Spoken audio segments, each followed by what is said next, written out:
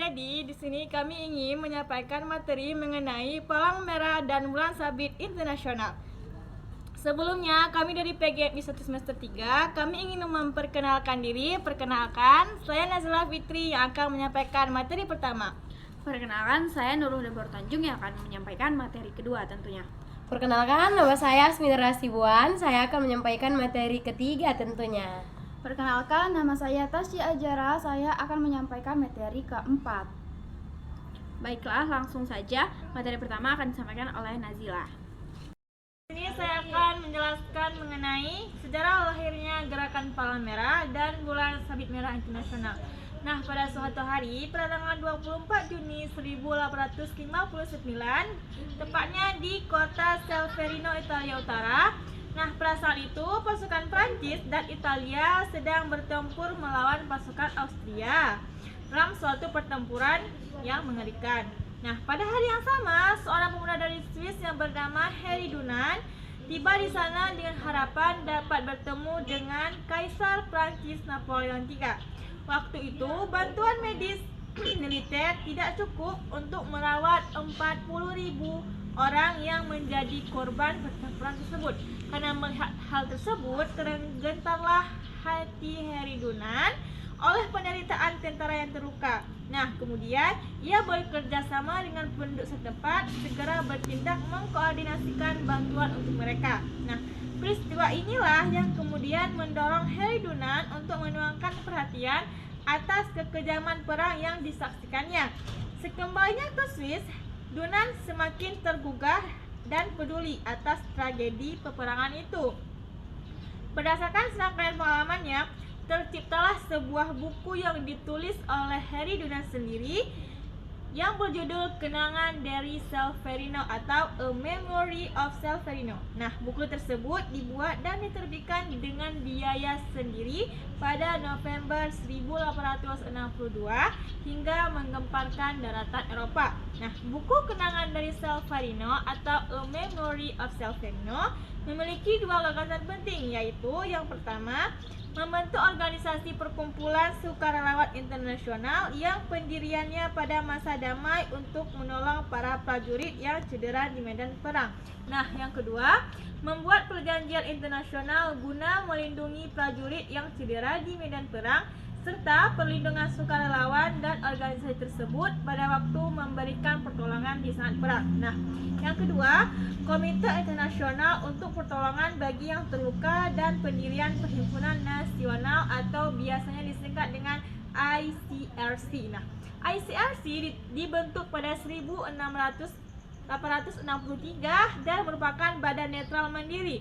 ICRC bukan organisasi yang dimiliki oleh beberapa negara atau bukan bagian dari Badan Organisasi Perserikatan Bangsa-Bangsa atau biasa disebut dengan PBB. Nah, sebagai sebuah lembaga yang mandiri, ICRC bertindak sebagai penengah yang netral antar negara yang berperang atau bermusuhan dalam konflik bersenjata internasional, konflik bersenjata dan internasional, dan pada kasus-kasus kekerasan internasional. Selain itu, ICRC berusaha untuk menjamin bahwa korban kekerasan, baik penduduk sipil maupun militer, menerima perlindungan dan pertolongan. ICRC adalah pelindung prinsip dasar gerakan dan pengambilan keputusan atas pengakuan perhimpunan-perhimpunan nasional, di mana dengan itu mereka menjadi bagian resmi dari gerakan. ICRC bekerja untuk mengembangkan HPI, menjelaskan, mendiseminasikan, dan mempromosikan Konvensi Jenewa.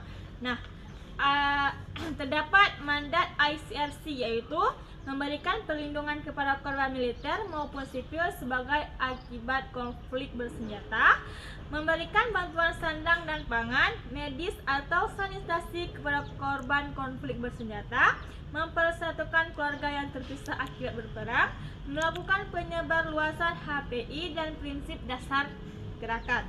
Nah, selanjutnya sejarah Konvensi Palang Merah atau Konvensi Jenewa.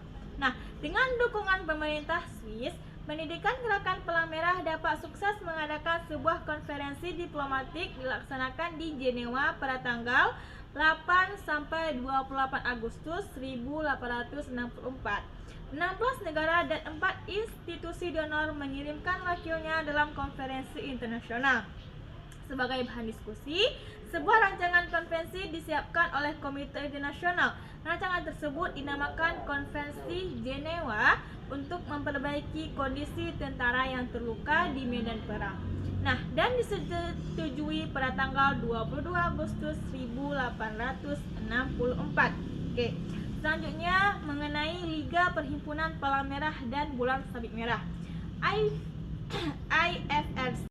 Saya akan menjelaskan mengenai prinsip dasar gerakan Palang Merah dan Bulan Sabit Merah Internasional. Nah, yang pertama kita memasuki definisi dan batasan norma-norma prinsip. Yang pertama, kata prinsip berasal dari bahasa Latin yaitu principium yang berarti penyebab utama, asal dasar. Lebih jauh lagi, prinsip diartikan suatu aturan dasar yang mengekspresikan nilai-nilai dasar suatu kelompok komunitas yang tidak berubah-ubah dalam keadaan apapun. Sebagai contoh, penghargaan kepada individu adalah suatu prinsip yang mendasari kemerdekaan. Nah, pada konteks Palang Merah, suatu prinsip menurut Jean Piaget adalah aturan tindakan yang wajib berdasarkan pada pertimbangan dan pengalaman yang mengatur kegiatan dari semua komponen gerakan pada setiap saat. Selanjutnya, kita akan memasuki materi mengenai makna dan kategori prinsip. Ketujuh prinsip merupakan satu kesatuan yang dapat dipisahkan. Prinsip-prinsip tersebut dapat dilihat sebagai suatu piramida yang akan rusak apabila salah satu bagiannya jatuh atau diambil. Meskipun setiap bagian saling terikat dan tergantung, masing-masing memiliki peranan sendiri-sendiri. Prinsip-prinsip ini dapat dibagi dalam tiga kategori, yaitu prinsip substantif atau utama, derivatif, turunan, dan organis. Prinsip-prinsip ini berlaku sebagai inspirasi organisasi, merupakan tujuan dari gerakan, menentukan tindakan-tindakan masa perang, pada saat bencana alam atau kegiatan lainnya yang dilakukan untuk melayani umat manusia. Nah, prinsip substansif yang pertama, kemanusiaan, yaitu gerakan Palang Merah dan Bulan Sabit Merah Internasional didirikan berdasarkan keinginan memberi pertolongan tanpa membedakan korban yang terluka di dalam pertempuran, mencegah dan mengatasi penderitaan sesama manusia. Palang Merah menumbuhkan saling pengertian, persahabatan, kerjasama, dan perdamaian abadi bagi sesama manusia. Nah, yang kedua adalah kesamaan yang berbunyi, gerakan ini tidak membuat perbedaan atas dasar kebangsaan, kesukuan, agama, atau pandangan politik. Tujuannya semata-mata mengurangi penderitaan manusia sesuai dengan kebutuhannya dan mendahulukan keadaan yang paling parah. Nah, terakhir adalah yang kedua adalah prinsip derivasi atau turunan, yaitu kenetralan. Nah, bunyinya itu agar senantiasa mendapat kepercayaan dari semua pihak, gerakan ini tidak boleh memihak atau melibatkan diri dalam pertentangan politik, kesukuan, agama, atau ideologi. Yang kedua adalah kemandirian, yaitu gerakan ini bersifat mandiri. Perhimpunan nasional di samping membantu pemerintahnya dalam bidang kemanusiaan, juga harus mentaati peraturan negaranya, harus selalu menjaga otonominya sehingga dapat bertindak sejalan dengan prinsip-prinsip gerakan ini. Nah, dan yang terakhir yaitu prinsip organis, termasuk kesukarelaan, yaitu gerakan ini adalah gerakan pemberi bantuan sukarela yang tidak didasari oleh keinginan untuk mencari keuntungan apapun. Yang kedua adalah kesatuan, yang dimana di dalam suatu negara hanya ada satu penghimpunan Palang Merah dan Bulan Sabit Merah yang terbuka untuk semua orang dan melaksanakan tugas kemanusiaan di seluruh wilayah. Nah, selanjutnya ada kesemestaan, yaitu gerakan Palang Merah dan Bulan Sabit Merah Internasional adalah bersifat semesta. Setiap penghimpunan nasional mempunyai hak dan tanggung jawab yang sama dalam menolong sesama manusia. Nah, dan yang terakhir mengenai hubungan antara ketujuh prinsip. Nah, prinsip-prinsip ini saling berhubungan. Hubungan antara prinsip sangatlah logis, sehingga pada tindakan tertentu setiap prinsip berasal dari prinsip lainnya. Misalnya, prinsip non-diskriminasi berhubungan dengan prinsip inti kemanusiaan yaitu ras dan agamamu tidak penting untukku, hanya kenyataan bahwa kamu menderita. Nah, selanjutnya, kenetralan dan kemandirian bukan hanya saling berkaitan satu sama dengan lainnya, namun juga berkaitan dengan non-diskriminasi.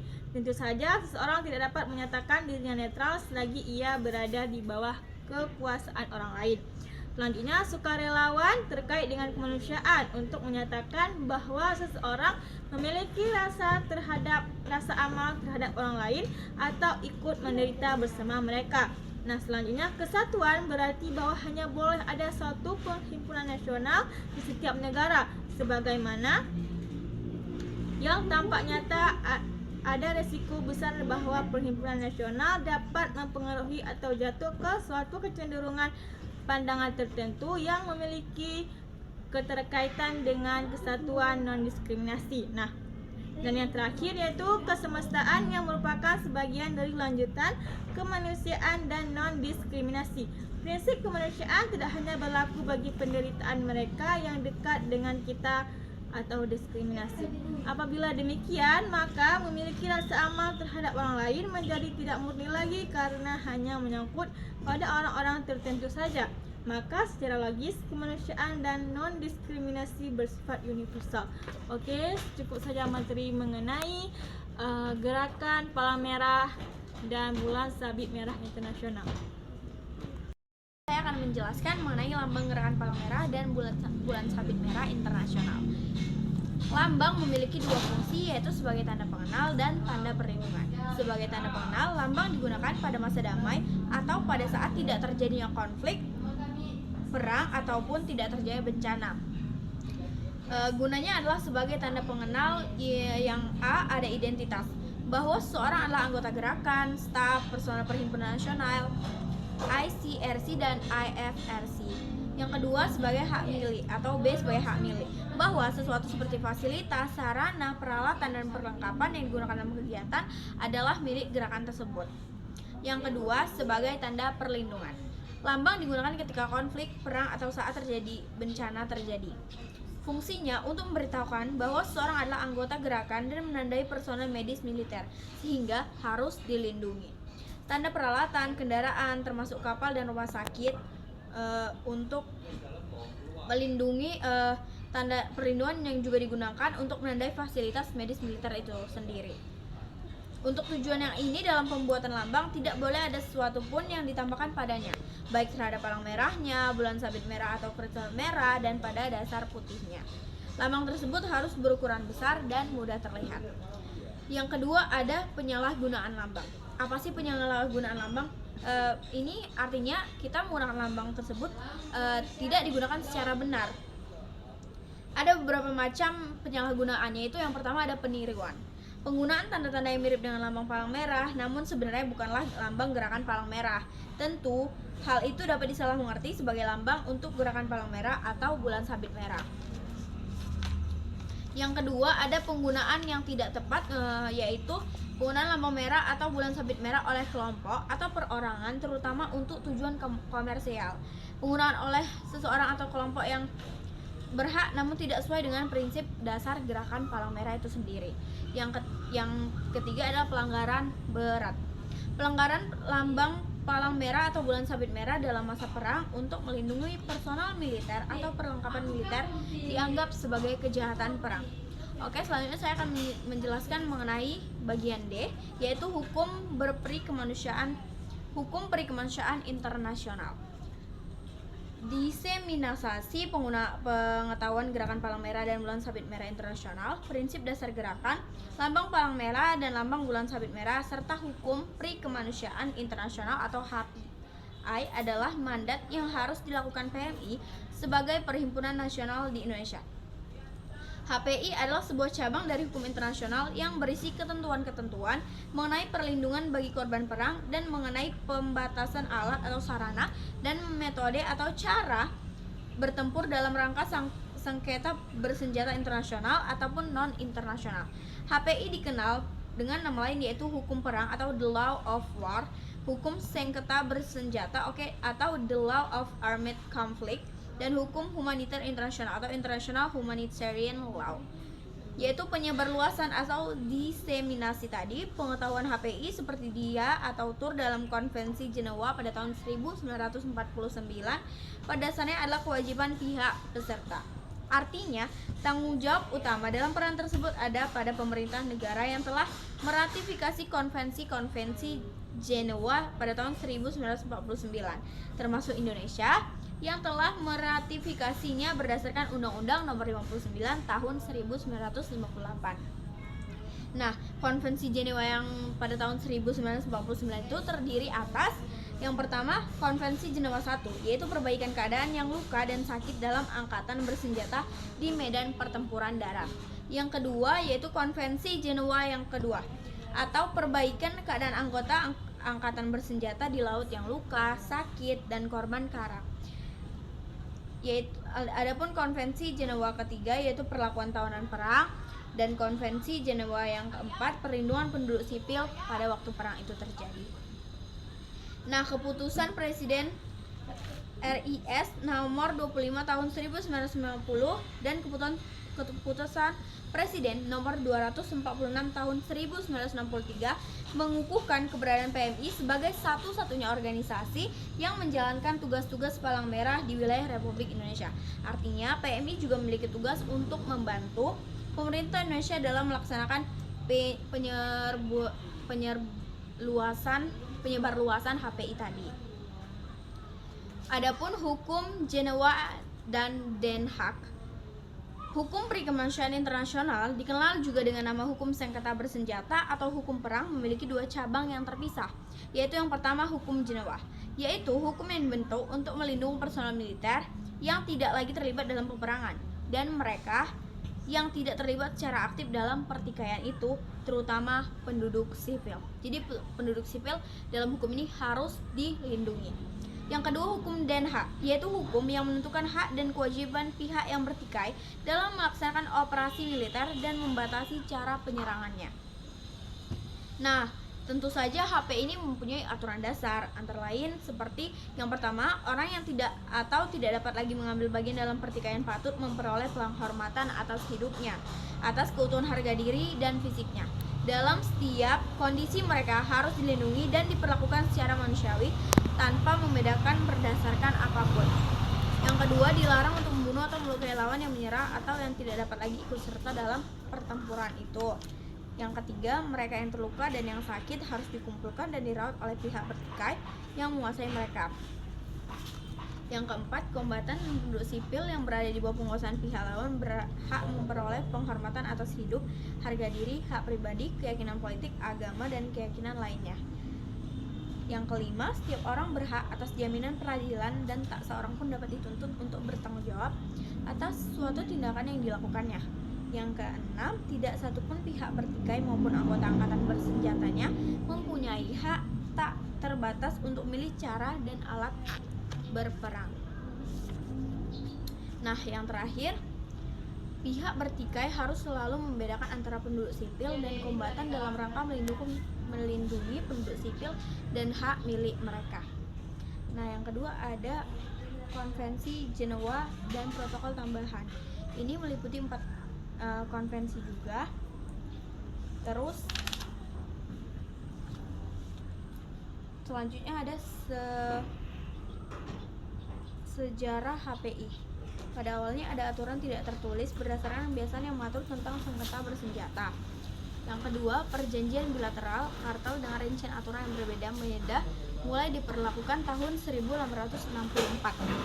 Yang ketiga, tahun 1864 konferensi diplomatik yang dihadiri 16 negara. Itu sejarah HP itu ada 3 yang tadi barusan saya jelaskan.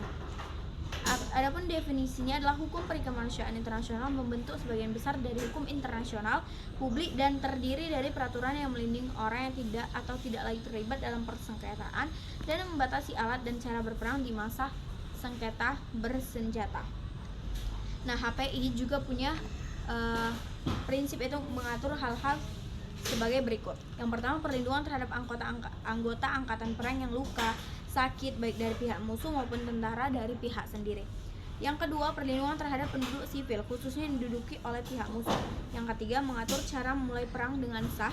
Yang keempat, mengatur pembatasan-pembatasan alat dan cara-cara perang sehingga tidak menjadi perang bebas. Nah, yang terakhir adalah tujuan HPI. Apabila terpaksa terjadi perang, maka HPI mengatur agar perang dan akibat yang ditimbulkan lebih manusiawi. Maksudnya bahwa dalam perang ada batasan tertentu, seperti yang pertama, sasaran perang hanya objek militer. Yang kedua, objek sipil, pemukiman penduduk dan sebagainya tidak boleh diserang. Yang terakhir, tidak boleh atau dilarang untuk menggunakan alat maupun senjata perang tertentu seperti senjata nuklir, biologi, dan kimia. Kelas selanjutnya Himpunan Nasional. Himpunan Nasional berada di setiap negara anggota penandatangan Konvensi Jenewa. Masing-masing negara hanya memiliki satu perhimpunan nasional di negaranya. Nah, untuk F, Komite Internasional Palang Merah, International Committee of the Red Cross atau ICRC. ICRC ini adalah merupakan suatu badan pendiri gerakan, sebuah lembaga kemanusiaan yang mandiri yang bertindak sebagai penengah yang netral. Dalam kasus pertikaian senjata, ICRC melakukan aksi untuk merespon keadaan darurat dan pada saat yang sama mempromosikan penghormatan terhadap hukum humaniter internasional dan implementasinya dalam hukum nasional. Nah, dasar hukum aksi kemanusiaan ICRC adalah yang pertama, misi ICRC. Misi ICRC ini adalah organisasi kemanusiaan yang netral, tidak berpihak dan mandiri yang semata-mata melaksanakan tugas kemanusiaan untuk melindungi kehidupan dan martabat korban-korban perang dan kekerasan dalam negeri, serta memberikan bantuan kepada mereka. Yang kedua itu kegiatan ICRC. Secara konflik bersenjata internasional, ICRC mendasari kegiatannya pada keempat Konvensi Jenewa dan protokol tambahan yang sebagaimana telah disebutkan di atas tadi.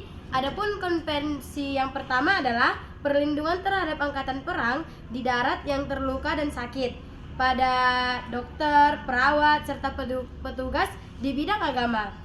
Konvensi yang kedua adalah perlindungan kepada korban, orang sakit, petugas kesehatan, dan petugas agama dari angkatan laut serta kapal perang yang kandas. Konvensi ketiga adalah perlindungan terhadap tawanan perang.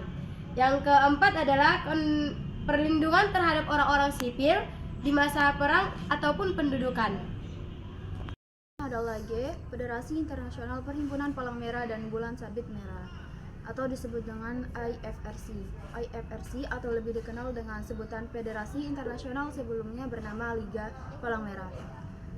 IFRC ini didirikan setelah Perang Dunia I pada tahun 1919 oleh Henry Pomeroy Davidson, Presiden Komite Palang Merah Amerika.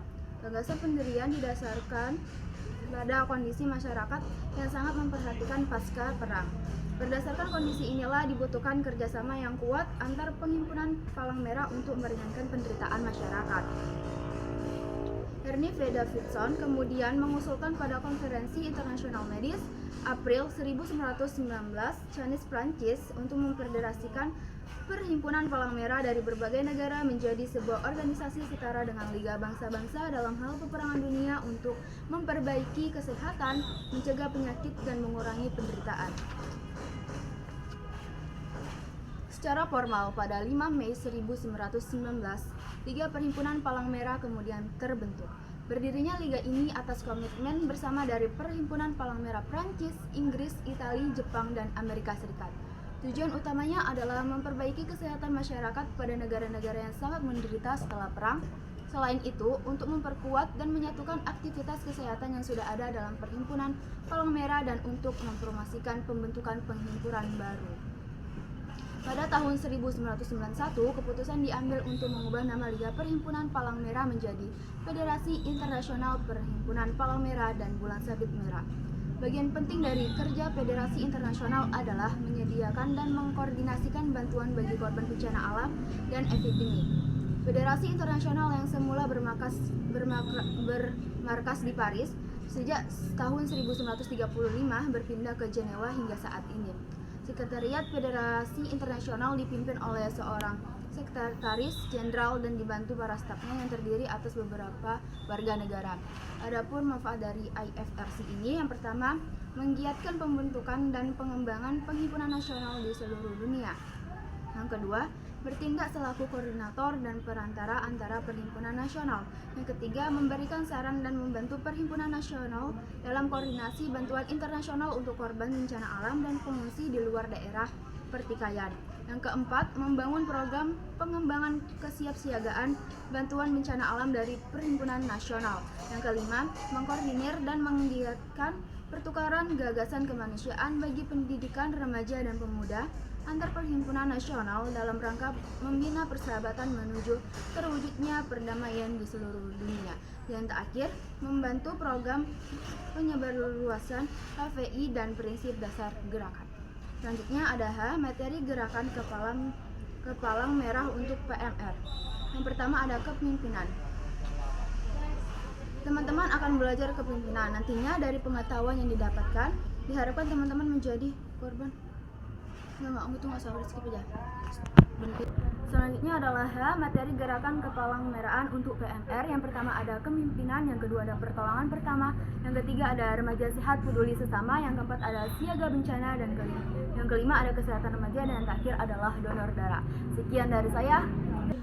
Baik, sekian materi dari kami ucapkan wassalamualaikum warahmatullahi wabarakatuh. Salam kemanusiaan. Ciao.